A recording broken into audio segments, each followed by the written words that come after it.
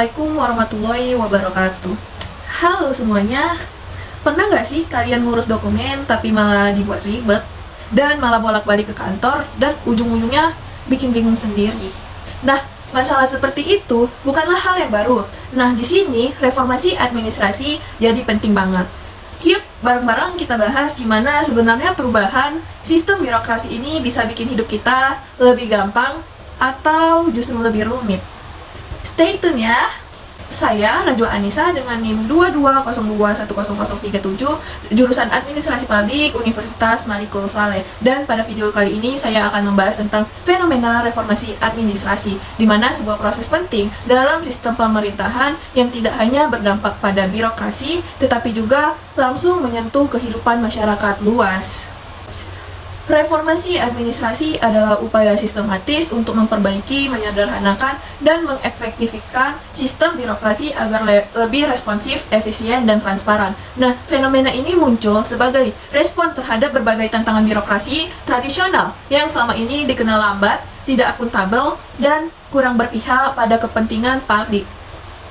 Dalam konteks Indonesia, reformasi administrasi mulai menjadi sorotan sejak era pasca reformasi 1998 ketika muncul desakan dari masyarakat agar birokrasi berubah dari yang sebelumnya kaku dan elitis menjadi lebih terbuka dan melayani. Ada beberapa faktor utama yang mendorong lahirnya reformasi administrasi. Yang pertama, tuntutan demokrasi dan transparansi dari masyarakat yang semakin kritis terhadap praktik pemerintahan yang koruptif dan tidak efisien. Yang kedua, pengaruh globalisasi dan perkembangan teknologi digital yang memaksa birokrasi untuk beradaptasi agar tidak tertinggal. Nah, yang ketiga, ketidakpuasan publik terhadap kualitas pelayanan yang dirasakan lambat, tidak jelas prosesnya, bahkan diskriminatif. Namun, reformasi ini juga menghadapi berbagai tantangan yang tidak sedikit aparatur sipil yang menunjukkan resistensi terhadap perubahan karena merasa nyaman dengan sistem lama. Nah, budaya kerja yang belum profesional ini, mentalitas birokrat yang feodal, serta praktik-praktik koruptif menjadi batu sanduga yang cukup besar. Reformasi yang bersifat struktural belum sepenuhnya diikuti oleh reformasi kultural, yaitu perubahan cara berpikir dan cara bekerja para birokrat. Meski demikian, reformasi administrasi telah menunjukkan dampak positif yang bisa kita lihat dengan adanya transformasi pelayanan publik yang mulai mengarah ke sistem digital dan terintegrasi. Contohnya adalah penerapan e-government, sistem SIM online, sistem OSS untuk perizinan usaha, dan layanan berbasis aplikasi yang mempermudah akses masyarakat.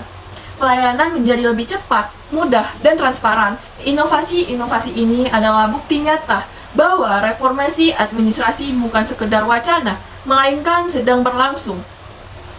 Ke depan, harapan kita adalah reformasi administrasi tidak berhenti pada tataran teknis dan prosedural saja, tetapi juga menyentuh aspek budaya, organisasi, etika, pelayanan, serta peningkatan kapasitas sumber daya manusia birokrasi. Reformasi harus menjadi gerakan berkelanjutan, bukan proyek sesaat. Pemerintah, birokrasi, dan masyarakat harus bersinergi untuk menciptakan birokrasi yang bersih, profesional, dan benar-benar melayani rakyat.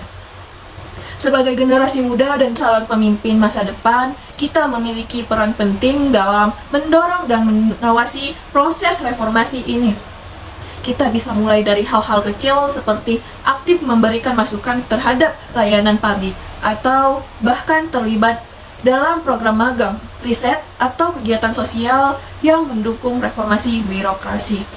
Jadi, reformasi administrasi itu bukan sekedar urusan kantor, pemerintah, tapi juga berdampak langsung ke kita semua, mahasiswa, pekerja, masyarakat umum. Nah, reformasi yang sukses bakal bikin layanan publik lebih cepat, bersih, dan gak ribet. Sekarang, pertanyaannya, kita mau nunggu perubahan atau ikut jadi bagian dari perubahan itu? Terima kasih sudah menyempatkan waktunya untuk menonton video presentasi saya. Jangan lupa bagikan pendapat kamu soal reformasi birokrasi di kolom komentar. Dan sampai ketemu di video selanjutnya. See you. Bye-bye. Assalamualaikum.